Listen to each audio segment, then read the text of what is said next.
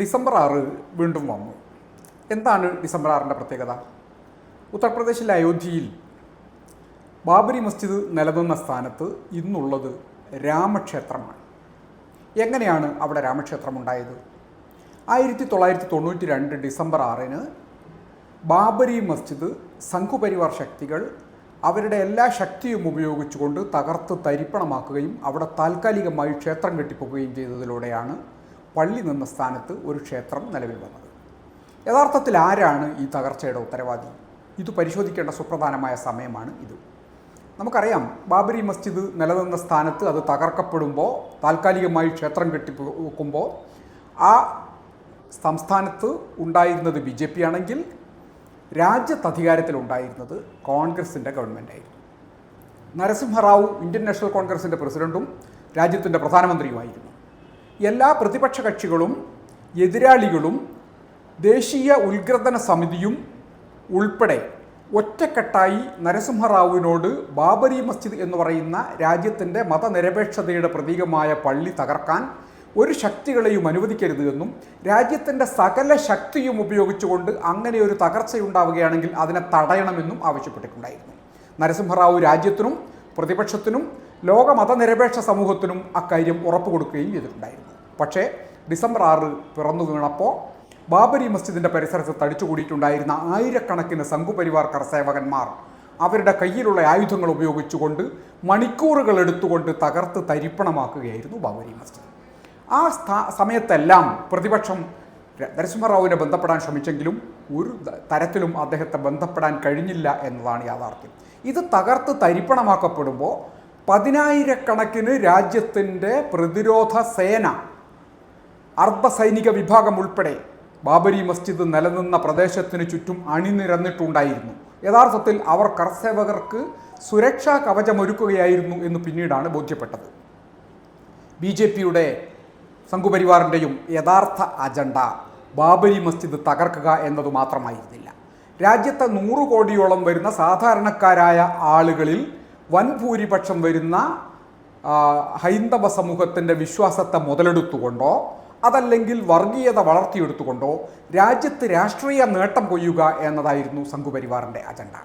അതിൽ അവർ പൂർണ്ണമായും വിജയിച്ചു എന്നതിന് തെളിവാണ് നരസിംഹറാവു ബാബരി മസ്ജിദിനെ തകർത്തതിന് ശേഷം രാജ്യത്ത് BJP എന്ന രാഷ്ട്രീയ പ്രസ്ഥാനത്തിനുണ്ടായ വളർച്ചയും അതിലൂടെ നരേന്ദ്രമോദി അധികാരത്തിൽ വന്നതും എന്ന് വേണം നമുക്ക് മനസ്സിലാക്കാൻ.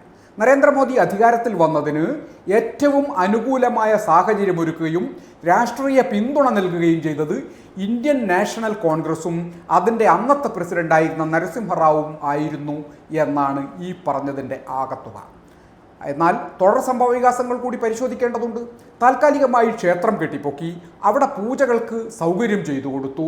തുടർന്ന് സംഘുപരിവാർ സംഘടനകൾക്കും അവരുടെ പ്രവർത്തകന്മാർക്കും ഉത്തർപ്രദേശിൽ ഒരു സ്ഥിരം ക്ഷേത്രം നിർമ്മിക്കുന്നതിനാവശ്യമായ എല്ലാ സംരക്ഷണവും എല്ലാ സൗകര്യവും ചെയ്തു കൊടുക്കുകയായിരുന്നു കേന്ദ്രം അന്ന് ഭരിച്ചിട്ടുണ്ടായിരുന്ന കോൺഗ്രസിൻ്റെ ഗവൺമെൻറ്. ക്ഷേത്രം നിർമ്മിച്ചു. ആ ക്ഷേത്രത്തിൽ താൽക്കാലികമായ പ്രതിഷ്ഠയൊരുക്കി. അവിടെ എല്ലാ സംവിധാനങ്ങളും അവർ ഒരുക്കി. ഇതൊരുക്കുമ്പോഴെല്ലാം കോൺഗ്രസ് നേതൃത്വവും കോൺഗ്രസിൻ്റെ മുഖ്യമന്ത്രിമാരും ഉൾപ്പെടെയുള്ളവർ അതിന് പിന്തുണ കൊടുക്കുന്ന കാഴ്ച, സഹായിക്കുന്ന കാഴ്ച ഇന്ത്യയിലെ മതനിരപേക്ഷവാദികൾക്ക് നിറകണ്ണുകളോടുകൂടി നോക്കി നിൽക്കേണ്ടി വന്നിട്ടുണ്ട്. അവിടത്തേക്ക് ഇഷ്ടികകൾ സംഭാവന ചെയ്യണമെന്നാവശ്യപ്പെട്ടപ്പോൾ കോൺഗ്രസിൻ്റെ മുഖ്യമന്ത്രിമാർ വെള്ളി ഇഷ്ടികകൾ കൊടുത്തുകൊണ്ടാണ് ആ ക്ഷേത്രത്തിന് പിന്തുണ കൊടുത്തത് എന്ന് നമുക്കറിയാം. ഇപ്പോൾ കേന്ദ്രം ഭരിക്കുന്ന നരേന്ദ്രമോദിയുടെ ഗവൺമെൻറ് ഉണ്ടല്ലോ, ആ ഗവൺമെൻറ് രാജ്യത്തെ മതനിരപേക്ഷതയെ മുച്ചൂടും തകർത്ത് തരിപ്പണമാക്കിക്കൊണ്ടിരിക്കുകയും ഹിന്ദു രാഷ്ട്രത്തിൻ്റെ പ്രായോഗികതയിലേക്കുള്ള അവസാന ചുവടിലേക്ക് നീങ്ങിക്കൊണ്ടിരിക്കുകയും ചെയ്യുകയാണ്. ഇതിനെ പ്രതിരോധിക്കാൻ രാജ്യത്ത് ഒരൊറ്റ വിഭാഗം മാത്രമാണ് ഉണ്ടായിരുന്നത്. ആ വിഭാഗം ഏതെന്ന് ചോദിച്ചാൽ അതാണ് ഇടതുപക്ഷം എന്ന് പറയാതിരിക്കാൻ കഴിയില്ല. രാജ്യത്ത് അന്ന് ബാബരി മസ്ജിദിൻ്റെ തകർച്ചയുടെ ദിവസം മുതൽ ഇന്നോളം മതനിരപേക്ഷതയെ തകർത്ത് തരിപ്പണമാക്കരുതെന്ന് പറഞ്ഞുകൊണ്ട് മുൻനിരയിൽ പ്രതിരോധത്തിന് വേണ്ടി ഉണ്ടായിരുന്നത് ഇടതുപക്ഷ കക്ഷികളാണ് ന്യൂനപക്ഷ വിഭാഗങ്ങളോടൊപ്പം. അന്ന് നരസിംഹറാവുവിനെതിരായി പാർലമെൻറ്റിൽ അവിശ്വാസ പ്രമേയം കൊണ്ടുവന്നത് CPIMൻ്റെ നേതാവായിരുന്ന സോമനാഥ് ചാറ്റർജിയാണ്. തുടർന്നിങ്ങോട്ട് എല്ലാ കാര്യങ്ങളിലും ഇടതുപക്ഷവും CPIMും ഉൾപ്പെടുന്ന മതനിരപേക്ഷ പ്രസ്ഥാനങ്ങളാണ് ഇതിനെതിരായി ശക്തമായി രംഗത്ത് വന്നിട്ടുണ്ടായിരുന്നത്.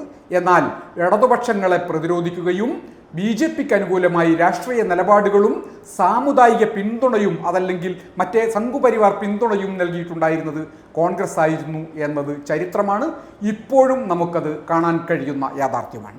ഇവിടെയാണ് കേരളത്തിലും ഇന്ത്യയിലും മതനിരപേക്ഷതക്ക് പിന്തുണയ്ക്കുന്നവരാര്, വർഗീയവാദികൾക്ക് പിന്തുണ കൊടുക്കുന്നവരാര് എന്ന ചോദ്യത്തിന് നമുക്ക് ഉത്തരം കണ്ടെത്തേണ്ടതായിട്ടുള്ളത്. ആ ഉത്തരമാണ് ചരിത്രം നമുക്ക് മുമ്പിൽ അനാവരണം ചെയ്തു തരുന്നത് ബാബരി മസ്ജിദിൻ്റെ സംഭവത്തിലൂടെ.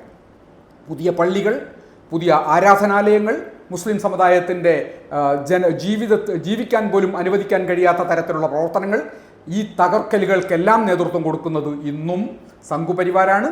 അതിനെ പ്രതിരോധിക്കാൻ ഇടതുപക്ഷവും CPIM-ഉമാണ് ദേശീയ തലത്തിൽ ശക്തമായി നിലപാടുമായി മുന്നോട്ട് പോയിക്കൊണ്ടിരിക്കുന്നത്.